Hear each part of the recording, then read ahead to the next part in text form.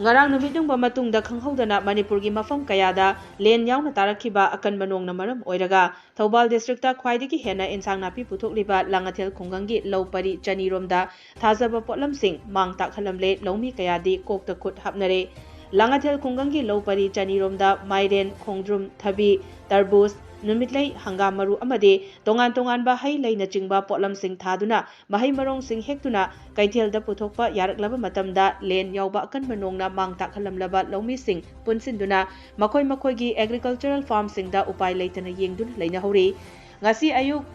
Langathelgi Loumi singa paumi singa unaba amada Moirangthem ibo choba koba Loumi amana fongdorakpada khwairamban kaithel yauna Manipurgi kaithel ayambada chahi khudingi Mairen Khongdrum Tarbus amadi thabina chingba yauna Ensang Napi kaya puthoklibani Thoubal districta khwaidagi chauna agricultural farming tawriba Langathel khungang asida ngarang khanghaudana tarakhiba len yauba akanba nong aduna maram oiraga pumnamak Mang Tak-hallamle hairaduna mari leinaba loisangna mideng changbiduna Loumi singi awaba kokhanbiyo haike akpa len asukipatik kungna taba len duna nasi Thoubal district ki manung chana leriba green farming da chauna chahi khudingi Imphal city da mana masing Khongdrum Mairen Tarbus sugumba labor farmer jingina chahi khudingi puthokpa Manipur sin thungna Langathel ki Khongdrum Mairen Tarbus jaina maming chatpani sugumba yamna chauna Thoubal district ki manungda khwaidagi chauna farming tawba sugumba Langathel khungangjida ngarangi sugumlaba yamna tujunglaba khoigi natural gi calamity im laklaga lenna mana masing kojariba nong surgan chajariba sinmijingi makhoi chahi magi income moigadaba sourcing ado ngarang pumloi lusinbigre totally destroy tawbigre maram maduna mari lenaba department na miyeng changbiduna akanba survey ama chathabiraga Loumi praja singjigi wariba nangliba haibadi tangai phadana farm ama tabu matamda portion torga khoiba mana masing yolaga portion gi magi charging pigedaba khotkedaba mayam dugi awaba do ngasi Loumi praja singje kapna larnubugi khonjal mayam amatai maram baduna yargadi mari lenaba department na akan bemeng changbiduna wariba Loumi sinmijing jige yengbiraga mateng PBU haina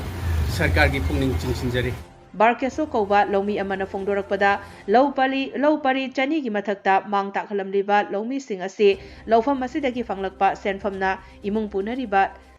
Lairaba Loumi singna ayambani Pari chanirom asida Loumi singna chahi amada lupa crore amarumgi puthok puthokpa ngamlibani ngasi di pumnamak adu mangle Loumi sing awaba mayoknare haike Langathel hariba Thoubal ki manungda leiba khungang asida sarana Pari hectare chani gi mathakta akoigi yesian kilometer condition na laktena kutak lo singji akoigi len ta duna lo singji loi mang ta den tawre ai ba lo mi sing yamna sei kudingi sei antara kungi mamang da lona lo sing udra mara masing tawba farmer da tani masi ayamana laire ba imung degi leiba hona ba kasin dongi tie kasin dongi susaraga sinba mi na tani yamna lei khotna ai si farm ji tawra paisa arei ba ahen basna puthwaga farm torga hen tangje habna teba ngasi surga saba mi oina toiba sarana Pari hectare sani si koina puthoi be mala masing si koi pa sarana pa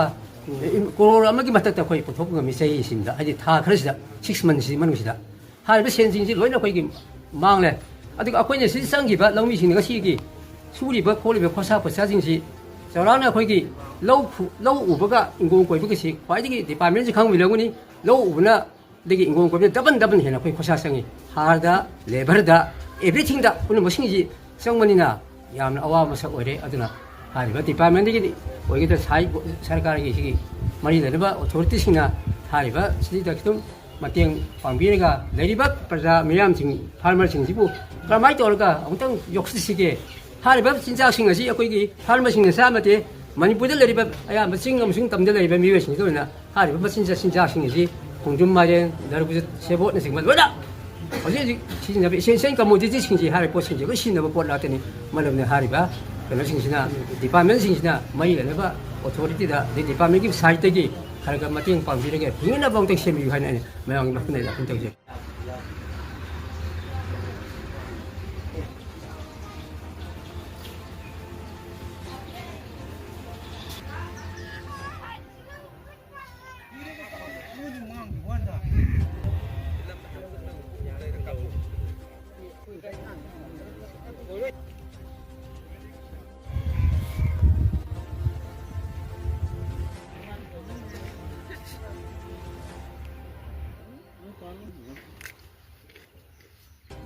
Keren. Kalau curi dah.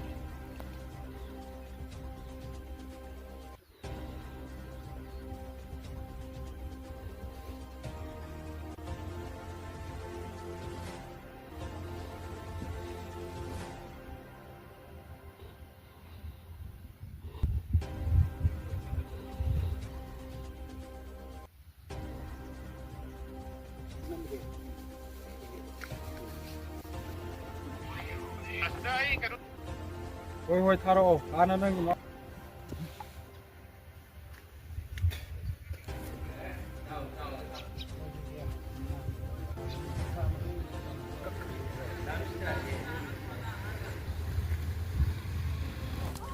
Mr. Nongthon, Kashmir नहीं है, जानती बाजार है वो.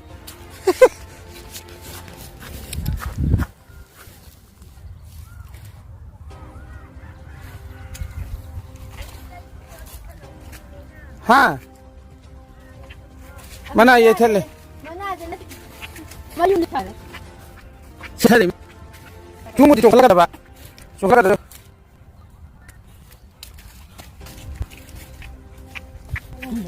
हाँ